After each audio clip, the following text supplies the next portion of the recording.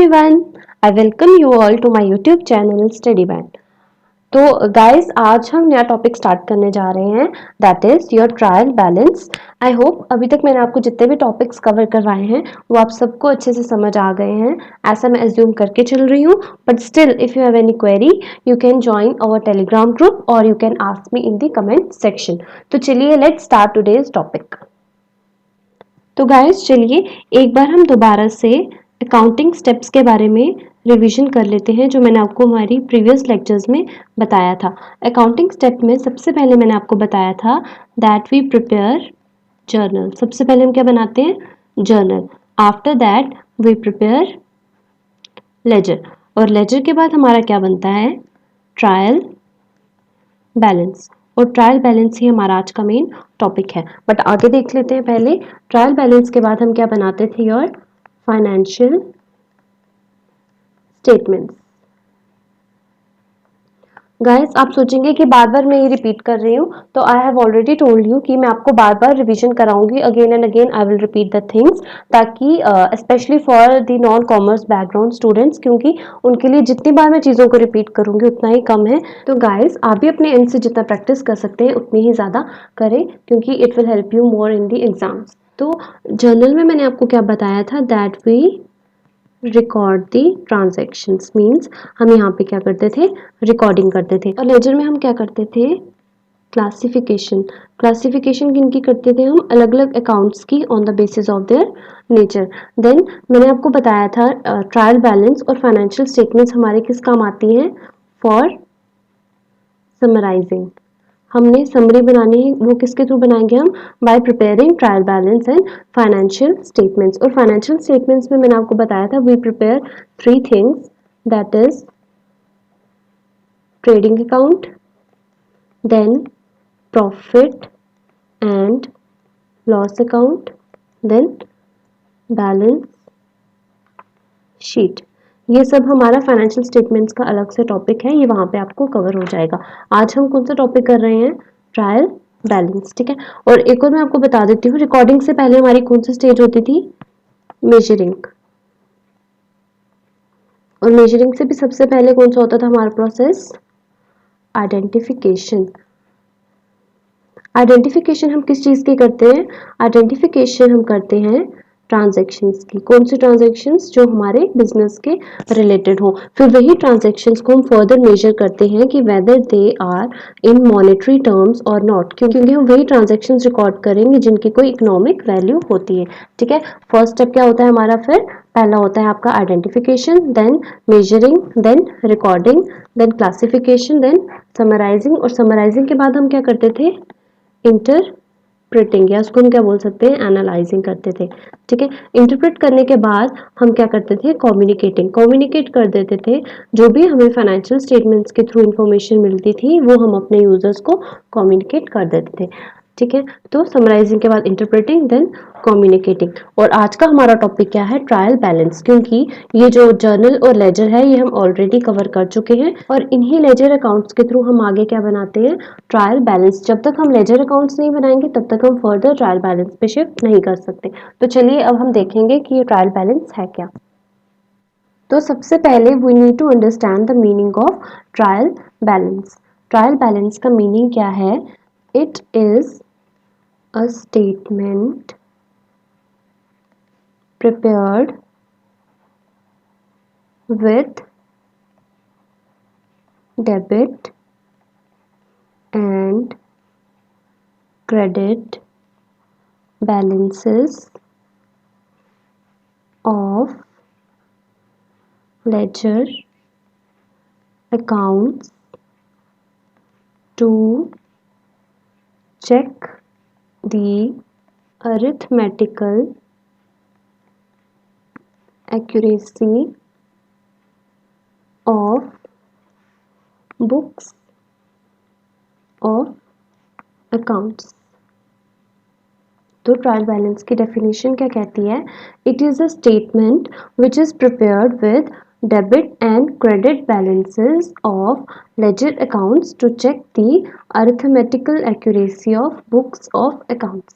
तो trial balance क्या है? ये एक स्टेटमेंट है जो हम किससे बनाते हैं? With the help of debit and credit balances of ledger accounts. जो हमारे बैलेंसेस आते हैं लेजर अकाउंट्स के, उसके थ्रू हम ये स्टेटमेंट बनाते हैं ताकि हम अपने बुक्स ऑफ अकाउंट्स की अरिथमेटिकल एक्यूरेसी को चेक कर पाएँ। ये हम एग्जाम्पल से समझते हैं। देखिए, जब मैंने आपको लेजर अकाउंट बनाना सिखाया था, कोई भी जैसे आप अकाउंट बना रहे हैं, उसमें मैंने आपको बताया था जब हम अकाउंट्स को क्लोज करते हैं तो उसको किस नाम से क्लोज करते हैं? By writing balance carried down. CD क्या होता है? Carried down. और मैंने आपको बताया था your balance can either be debit balance और क्रेडिट बैलेंस। डेबिट बैलेंस कब होगा हमारा? When your debit side is greater than credit side. और क्रेडिट बैलेंस कब होगा? When your credit side is greater than debit side. तो चलिए हम ये बैलेंसेस अकाउंट के थ्रू समझते हैं।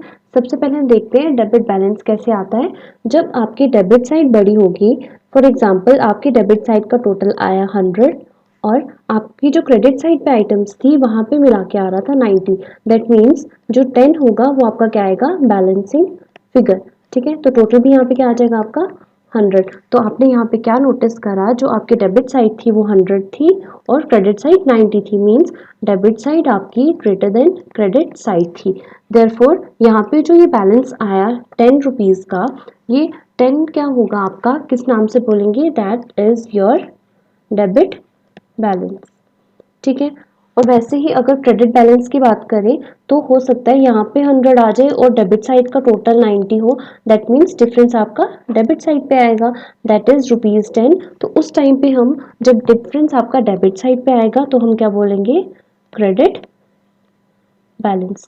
इसमें कंफ्यूज नहीं होना। कई क्या करते हैं, वो सोचते हैं जो डेबिट साइड पे डिफरेंस आएगा that will be termed as debit balance, या फिर जो क्रेडिट साइड पे आएगा उसको हम कहेंगे क्रेडिट बैलेंस। नो, हमेशा ऑपोजिट साइड पे आएगा। अगर डिफरेंस आपका आ रहा है यहाँ डेबिट साइड पे तो हम क्या बोलेंगे? आपका क्रेडिट बैलेंस आ रहा है। ठीक है, सिमिलरली अगर आपका डिफरेंस आ रहा है क्रेडिट साइड पे तब हम बोलेंगे that we are having debit balance. I hope आपको ये चीज क्लियर है। ठीक है, फिर जब हम लेजर अकाउंट्स को बना लेते थे तो ये जो हमारे पास बैलेंसेस आते थे ना, लाइक इन अवर एग्जांपल यहाँ पे हमारा आया 10।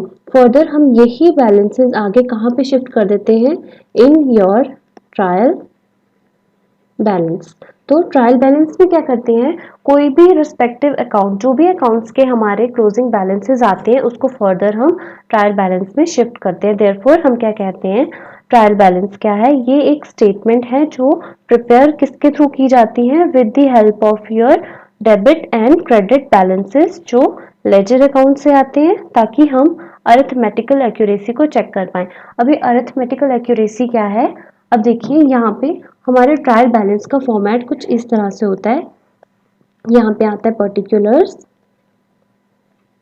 Then ledger folio, then we have debit, then credit. अब क्या होता है? जैसे हमने यहाँ पे ये जो अकाउंट समझा, लेट्स से इसका हमारा आया था ये डेबिट बैलेंस ₹10, तो हम मानते हैं ये हमारा कैश अकाउंट था। ठीक है, इसका हमारा डेबिट बैलेंस जो आएगा 10 वो हम लिख देंगे यहाँ पे 10। सिमिलरली हमारे पास और भी अगर अकाउंट्स आए होंगे, कोई भी लाइबिलिटी होगी तो उसका हमारा आएगा क्रेडिट बैलेंस 10। तो जब हम इन द एंड सारे ट्रायल बैलेंस का टोटल करते हैं, हमेशा डेबिट साइड का टोटल क्रेडिट साइड के इक्वल आएगा। लाइक इन दिस एग्जांपल मैंने किया कि 10 इज इक्वल टू 10। यहाँ पे जब भी हम टोटल करेंगे हमेशा इक्वल होगा। ठीक है, देयरफॉर हम क्या बोल सकते हैं कि ट्रायल बैलेंस क्या है? Trial balance is simply a statement of equality between debit and credit. ये एक स्टेटमेंट है किस चीज़ की? जो हमें बताती है कि हमेशा हमारे डेबिट और क्रेडिट इक्वल आएंगे। और अरिथमेटिकल एक्यूरेसी का भी यही मीनिंग है। यहाँ पे अरिथमेटिकल एक्यूरेसी यही रिप्रेजेंट करता है that your debit will always be equal to credit. और क्योंकि ट्रायल बैलेंस के थ्रू हमें अरिथमेटिकल एक्यूरेसी का पता चल जाता है, इसके थ्रू हम काफ़ी सारे एरर्स को भी लोकेट कर पाते हैं। अगर हमारी डेबिट साइड क्रेडिट साइड के इक्वल ना आए तो इसका क्या मतलब होता है? हमने कोई एरर कर दिया है। तो हमारे अकाउंट्स में डिफरेंट टाइप्स ऑफ एरर्स होते हैं। ठीक है, तो अब हम समझते हैं कि वो कौन से होते हैं। So these are different types of errors. सबसे पहला एरर क्या है? error of principle, then we have error of omission, then we have error of commission, then compensating errors। ठीक है, तो चलिए इन्हें वन बाय वन हम समझते हैं। एरर ऑफ प्रिंसिपल कब अराइज होते हैं? जब हम अपने अकाउंटिंग रूल्स को फॉलो नहीं करते, दैट इज जब हम अकाउंटिंग रूल्स को वायलेट करते हैं। अब हम इसको भी एग्जांपल से समझते हैं। जैसे आपने कोई एसेट परचेज करा, purchase of asset is treated as expense. आपने कोई एसेट परचेज करा अपने बिजनेस में, बट आपने उसको क्या ट्रीट कर लिया? As an expense. आपने उसको एक्सपेंस मान लिया। जैसे आपने खरीदी एक मशीनरी, तो जब आप मशीनरी को परचेज करते हैं उस टाइम पे आप एंट्री क्या करते हैं? Machinery account debit to cash account. हमने मशीनरी को डेबिट क्यों करा? Since it is your asset. जब आपके पास एसेट आया और एसेट जब इंक्रीज हो देन वी डू डेबिट, और साथ ही साथ आपने कैश में पेमेंट करी। Cash is your asset, asset decrease हुआ तो क्रेडिट। ठीक है, बट हमने यहाँ पे गलती क्या कर दी उस टाइम पे? हमने यहाँ पे मशीनरी लिखने के बजाय वी रोट परचेजेस। हमने मान लिया कि हमने एक्सपेंस करा है, कुछ और खरीदा है फॉर अवर बिजनेस। तो ऐसे ही एरर्स को हम क्या कहते हैं? Your error of principal.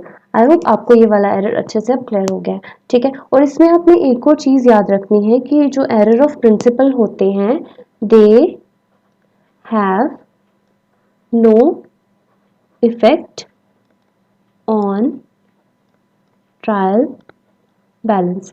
ऐसे एरर्स जो होते हैं वो ट्रायल बैलेंस को इफेक्ट नहीं करते। क्यों? क्योंकि यहाँ पे हमने किसको करना था? डेबिट मशीनरी को, बट हमने किसको कर दिया? परचेजेस को।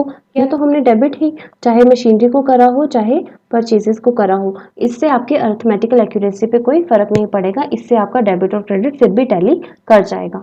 ठीक है, तो these kind of errors are known as error of principle. ठीक है, तो चलिए अब नेक्स्ट देखते हैं your error of omission.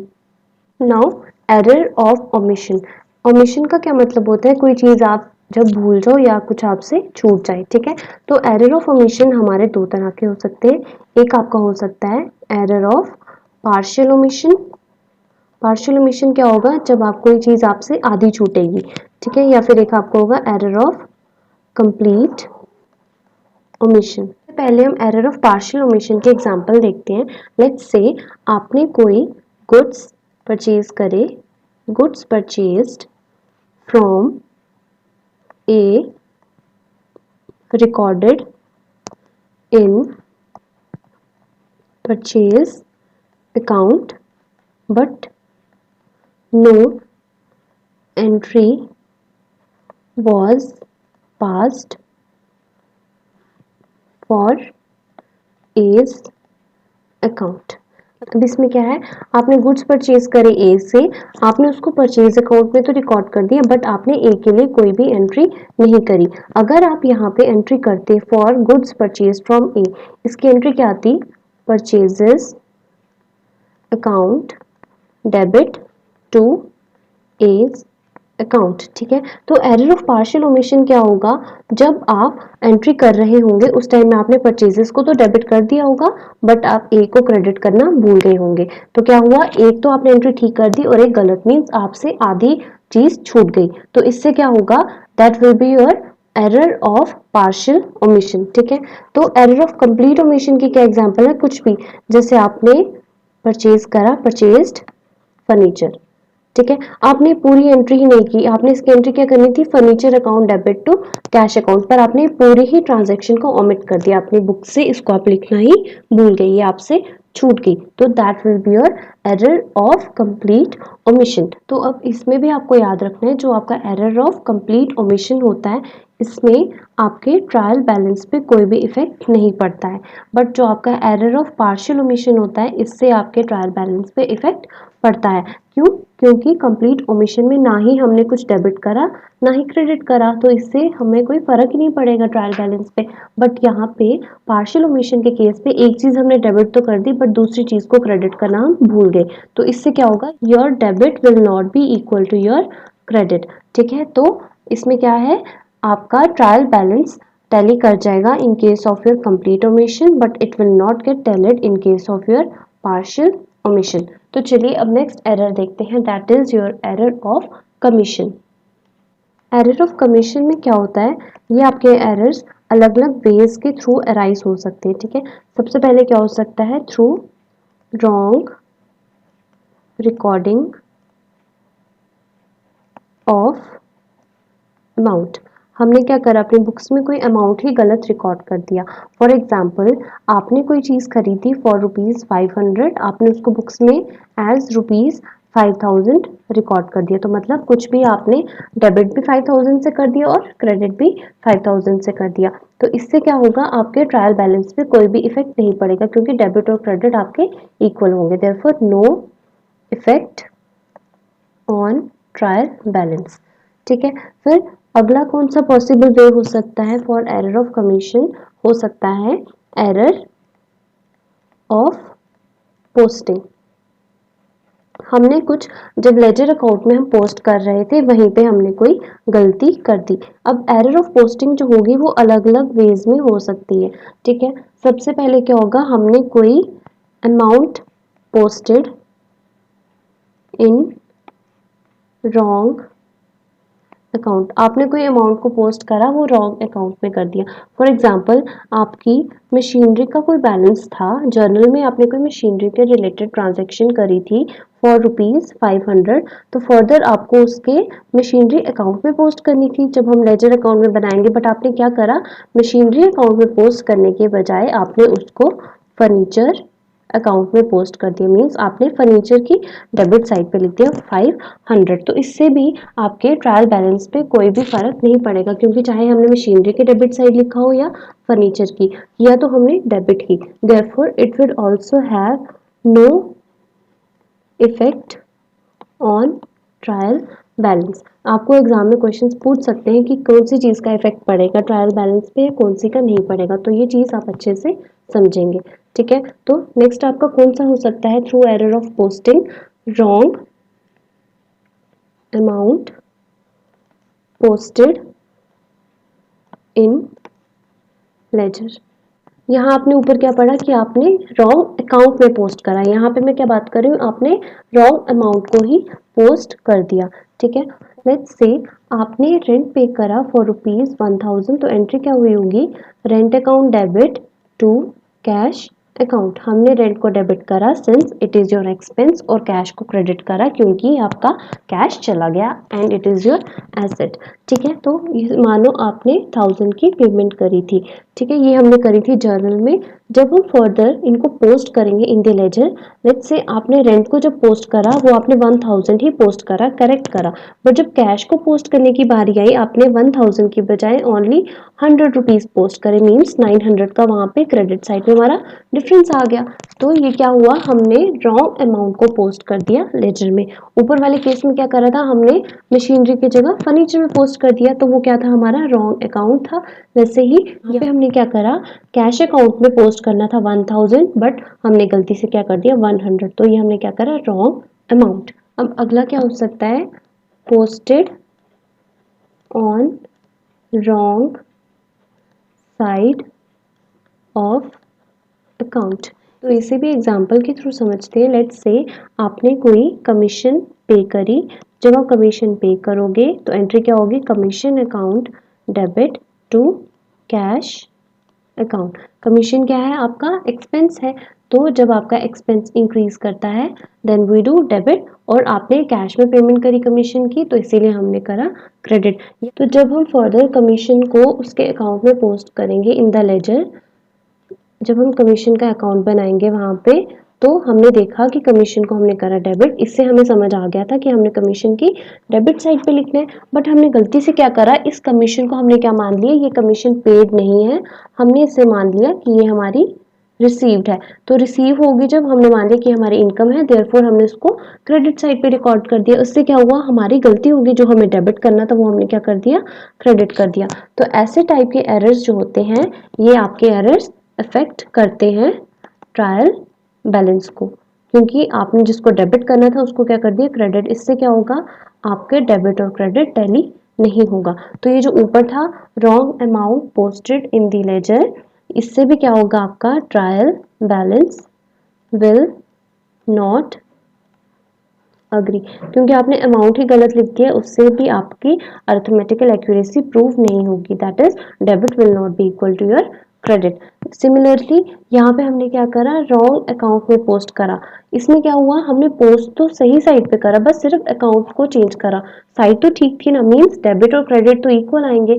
Therefore यहाँ पे it will not affect trial balance. मैं आपको दोबारा कह रही हूँ, ये चीज़ें आप याद रखेंगे कि कौन सी चीज़ अफेक्ट कर रही है ट्रायल बैलेंस को और कौन सी नहीं, क्योंकि एग्जाम में ऐसे क्वेश्चंस आ सकते हैं। ठीक है, देन एरर ऑफ कमीशन में एक और एरर आ जाता है, that is your casting error. Casting error बोलो या हम बोल सकते हैं टोटलिंग में हम गलती कर देते हैं। जब हम किसी लेजर अकाउंट का टोटल करते हैं वहीं पे हम टोटल गलत कर देते हैं। एरर ऑफ कास्टिंग क्या हो सकती है, इससे आपकी ओवर कास्टिंग भी हो सकती है और अंडर कास्टिंग भी हो सकती है। अभी ओवर कास्टिंग और अंडर कास्टिंग क्या है, ओवर कास्टिंग कब होगी, लेट्स से आपकी डेबिट साइड का टोटल आ रहा था 11,000 बट आपने गलती से उस टोटल को क्या लिख दिया एज 12,000, तो इससे क्या हुआ 1,000 एक्स्ट्रा हुआ, मीन्स ओवर हो गया, तो that will be your over casting error. Similarly अगर आपका किसी और चीज का टोटल था 11,000, आपने उसको लिख दिया एज 10,000, तो इससे क्या हुआ 1,000 आपका कम हो गया, दैट मीन्स ये अंडर कास्ट हो गया, under casting error. I hope आपको यहाँ तक सब एरर्स अच्छे से समझ आए हैं। ठीक है, और ये जो होते हैं आपके एरर ऑफ कास्टिंग, इससे भी क्या होता है, your trial balance will not agree, therefore it will affect your trial balance. इस चीज को भी आप याद रखेंगे। Now next one is compensating errors. अब ये एरर्स क्या होते हैं, these are the errors which cancel the effect of another error, या in other words we can say compensating error से क्या होता है, effect of one error is neutralized by the effect of another error। इसको हम example से समझते हैं। लेट्स से आपके दो डेटर्स थे, एक तनु और एक अभी। आपने तनु से रिसीव करने थे ₹100, बट बुक्स में रिकॉर्ड करते टाइम आपने उसको लिख दिया 1000, और आपने अभी से रिसीव करने थे 1000, बट बुक्स में आपने गलती से रिकॉर्ड कर दिया 100। तो यहाँ पे आपने नोटिस करा इन दोनों के एरर्स ने एक दूसरे को कंपनसेट कर दिया। आपने यहाँ पे 1000 लिखना था अभी में, आपने उसको तनु में लिख दिया गलती से, और यहाँ तनु में लिखना था 100, गलती से अभी में लिख दिया 100। तो क्या हुआ, दोनों एरर्स ने एक दूसरे को ठीक कर दिए, यहाँ से उसका इफेक्ट क्या हो गया, निल हो गया। तो इफेक्ट क्या हो जाता है, इससे नलिफाई हो जाता है। या हम बोल सकते हैं कि एक एरर दूसरे एरर को न्यूट्रलाइज कर देता है, और we can say one error cancel another error. I hope आपको ये चीज़ अच्छे से समझ आ गई है।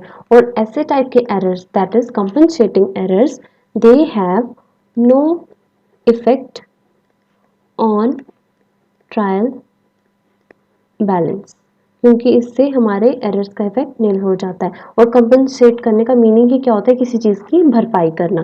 Therefore there will be no effect on trial balance, और आपका इससे ट्रायल बैलेंस फिर भी अग्री कर जाएगा। ठीक है, तो चलिए अब एक बार हम जितना अभी तक पढ़ा है हम समाप्त कर लेते हैं।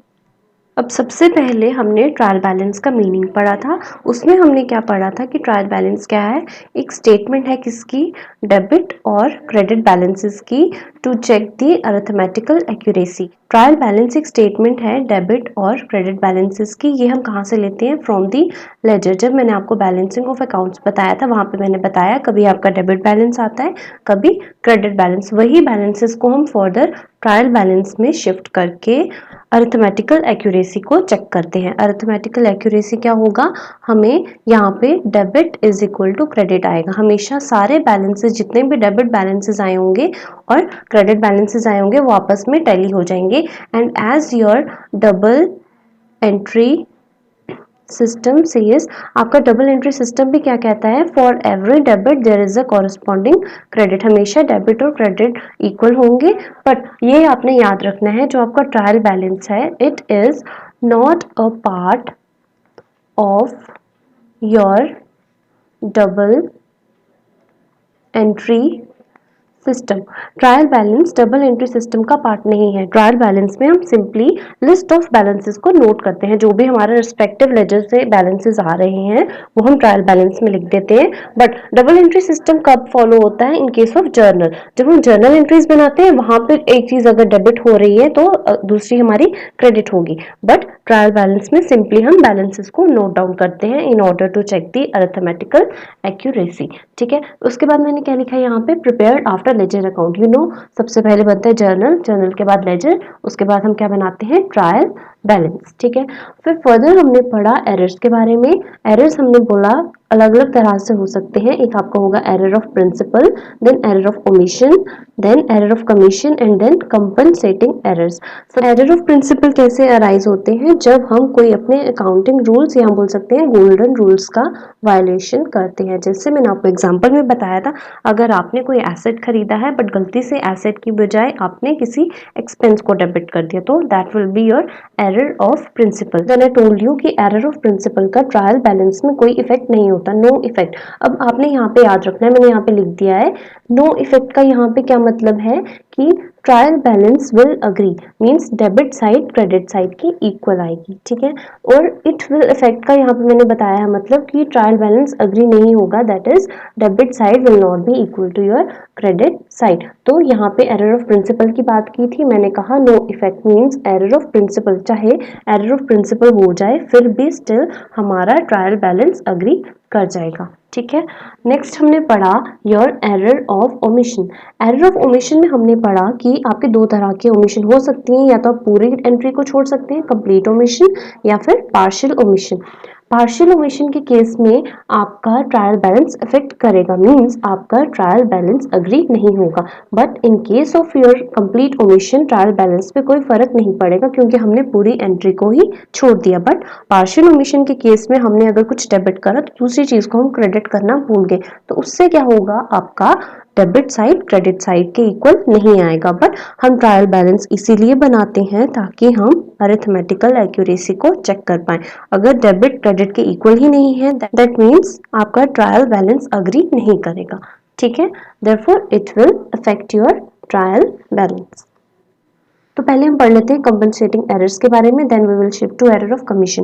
कंपनसेटिंग एरर्स में मैंने बताया कि ये ऐसे एरर्स हैं जहाँ पे हमने एक एरर करा उसकी बजाय दूसरे एरर उसको ठीक कर देता है, means one error neutralises the another error and these types of errors have no effect on trial balance, means इस पे आपका ट्रायल बैलेंस अग्री कर जाएगा, मींस डेबिट और क्रेडिट इक्वल आएंगे। ये नो इफेक्ट या it will effect, again I am repeating, ये जो मैंने यहाँ पे बॉक्स बनाया है यहाँ से आपको क्लियर हो जाएगा। ठीक है, then come to the error of commission.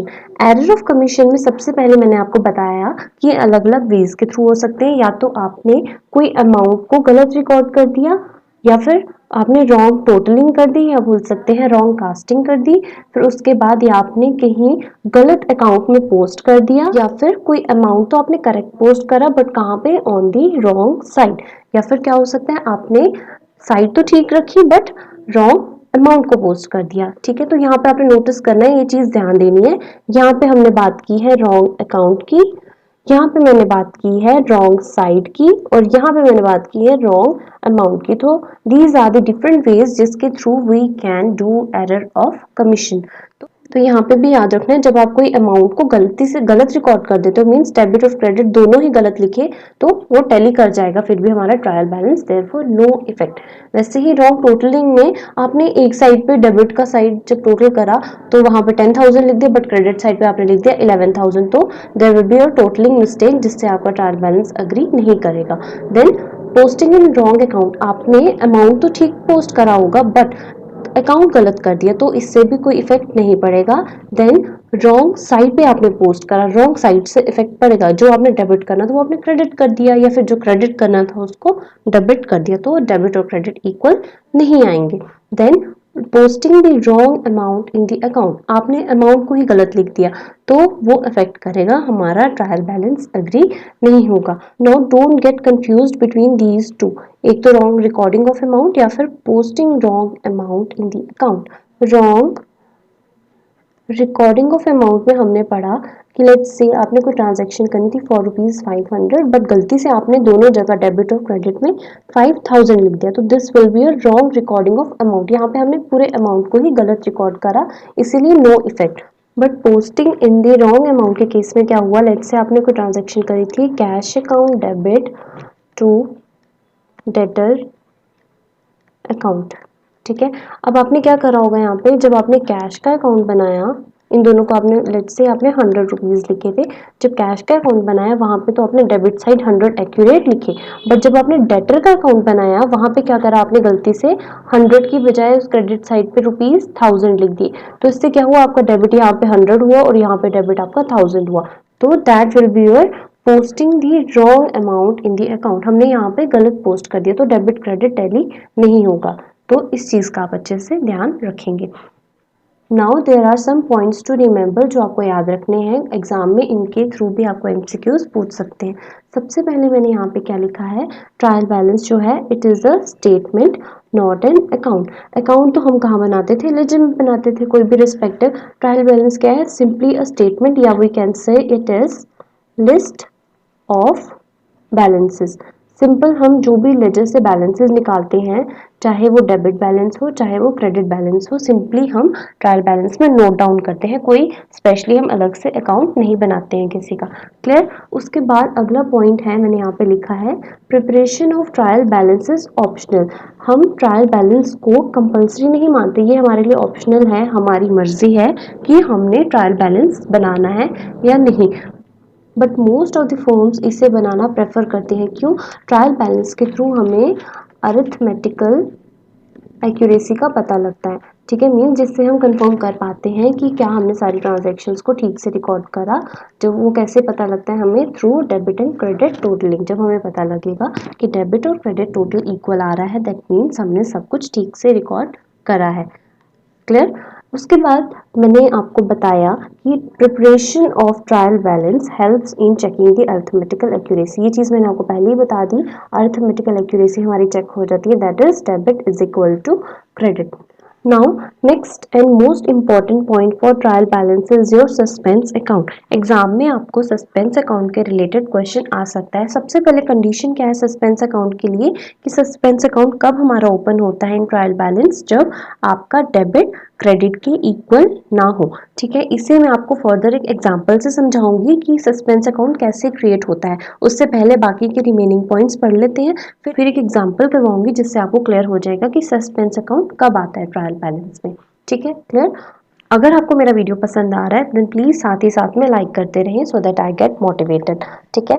Next point क्या है, all assets expenses losses and drawings will have debit balance। I have already told you कि एसेट का और एक्सपेंसेस का हमेशा कौन सा बैलेंस होगा, डेबिट बैलेंस। मैंने आपको बताया था एज पर मॉडर्न अप्रोच, जब एसेट इंक्रीज करे तब हम करते हैं डेबिट, एक्सपेंस इंक्रीज करे तो डेबिट। आपको एग्जाम में क्वेश्चन कभी भी पूछें कि इस पर्टिकुलर अकाउंट का क्या बैलेंस होगा, तो and I have told you the trick कि आपने हमेशा उसके पॉजिटिव साइड पे जाके देखना है, ठीक है। यहाँ पे मैंने क्या बताया, एसेट या एक्सपेंसेस का क्या होगा, डेबिट बैलेंस। तो वही हमने रूल्स के अकॉर्डिंग भी क्या पढ़ा था कि जब इंक्रीज होते हैं तो डेबिट होते हैं, therefore debit balance. Then losses भी एक तरह से आपके एक्सपेंसेस ही है, ठीक है, तो इसका भी क्या है, debit balance. Then drawings is also an expense for the business, therefore it will also have your debit balance. Exam में आपको पूछ सकते हैं कि कौन से अकाउंट का कौन सा बैलेंस होगा, तो आपको ये चीज याद रखनी है, ठीक है।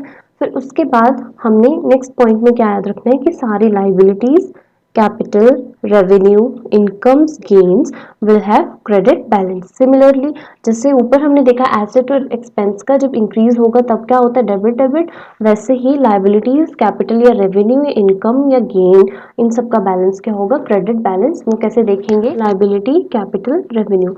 लाइबिलिटी इंक्रीज हो तो क्रेडिट, कैपिटल इंक्रीज हो तो क्रेडिट, रेवेन्यू इंक्रीज हो तो क्रेडिट. मीन्स यहाँ पे भी हमने पॉजिटिव साइड पे जाने की, इंक्रीज होंगे तो क्या होंगे, ये होंगे सब क्रेडिट. ठीक है, तो और यहाँ पे भी मैंने क्या मेंशन करा है कि इन सब के बैलेंसेस क्या होंगे क्रेडिट. तो पॉजिटिव साइड पे हमेशा देखेंगे कि कौन सा बैलेंस आ रहा है तो वही उसका आंसर होगा. ये भी आप चीज याद रखेंगे. Revenue and income and gain ये सारी एक तरह से आपकी अर्निंग्स ही हैं, therefore all will have credit balance.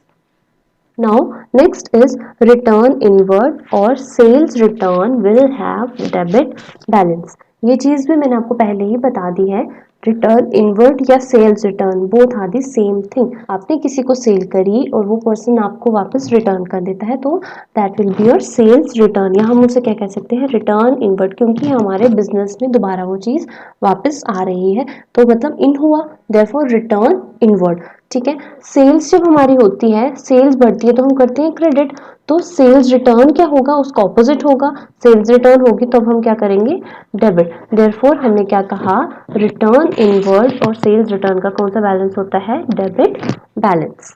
Then next point is return outward or purchase return will have credit balance. This will be the opposite of your sales return. जब cell return करते हैं तो हम debit करते हैं, जब purchase return करते हैं तब हम क्या करते हैं क्रेडिट. क्योंकि जब आपने परचेज करी होगी, परचेज एक्सपेंस होता है बढ़ता है तो करते हैं डेबिट, तो इसका उल्टा जब परचेज रिटर्न हो गई तब क्या करेंगे हम क्रेडिट. देयरफॉर रिटर्न आउटवर्ड बोल लो या परचेज रिटर्न बोल लो, it will have credit balance. उसके बाद नेक्स्ट पॉइंट है carriage inward and carriage outward will have debit balance. I have told you carriage क्या होता है, कोई भी खर्चा अगर हम किसी व्हीकल पे कर रहे हैं for transferring the goods from one place to another, तो उस टाइम पे हम क्या देते हैं उन्हें कैरेज देते हैं. कोई ऑटो फेयर बोल लो या टेम्पो का हम किराया देंगे कोई भी, that will be your carriage. Carriage inward कब होता है ये हमें चीज़ याद रखनी है ऑन परचेजेस. जब हम खुद अपने बिजनेस के लिए कुछ अपने गोडाउन में खरीद के ला रहे हैं एट दैट टाइम हम कुछ पेमेंट कर रहे हैं तो वो कैरेज इनवर्ड होगी. कैरेज आउटवर्ड क्या होगा, जब हम किसी को सेल कर रहे हैं गुड तो उनके गोडाउन तक पहुंचाने के लिए जो हम खर्चा करेंगे that will be your carriage outward. दोनों ही हमारे क्या है एक्सपेंस है, कैरेज इनवर्ड हो या कैरेज आउटवर्ड हो दोनों में बिजनेस से पैसा जा रहा है, that will be your expense. और जब आपका एक्सपेंस इंक्रीज करता है आई हैव टोल्ड यू तो क्या होता है debit. Therefore they will have debit balance. I hope आपको ये चीज़ अच्छे से क्लियर है. ठीक है, अब नाउ मैं आपको बताती हूँ सस्पेंस अकाउंट के बारे में कि सस्पेंस अकाउंट ट्रायल बैलेंस में कैसे खुलता है. Let's take an example. आपके पास कैश है ₹5000 का, then you have bank ₹10,000, then आपके पास है कोई furniture ₹10,000, then you have capital ₹12,000.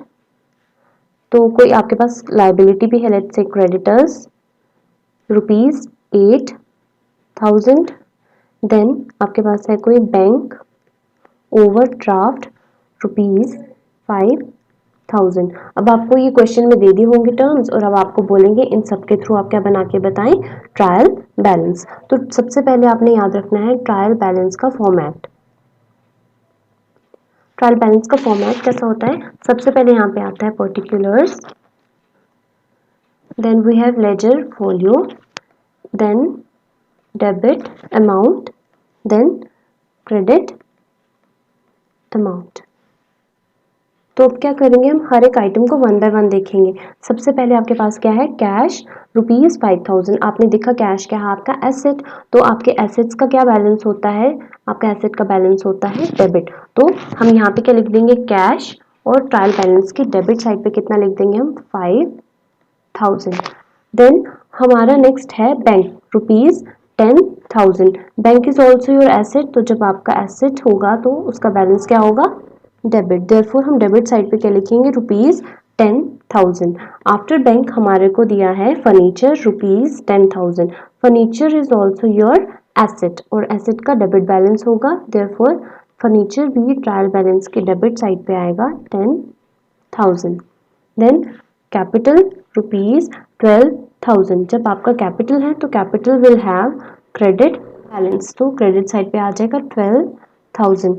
Next is your creditor rupees 8,000। Creditors क्या होती हैं आपकी लाइबिलिटी, तो क्रेडिटर कहाँ पे आएंगे आपकी क्रेडिट साइड पे rupees 8,000। Now next one is bank overdraft rupees 5,000. Bank overdraft facility are provided by the banks. जब आपका बैलेंस नील हो जाता है अकाउंट में, मींस नेगेटिव में भी जाने लगता है, एट दैट टाइम बैंक आपको एज अ लोन प्रोवाइड करता है, तो that is your bank overdraft. एक तरह से आपकी क्या हो गई, लाइबिलिटी हो गई। तो बैंक ओवरड्राफ्ट आएगा ऑन योर क्रेडिट साइड, कितना आ जाएगा 5,000।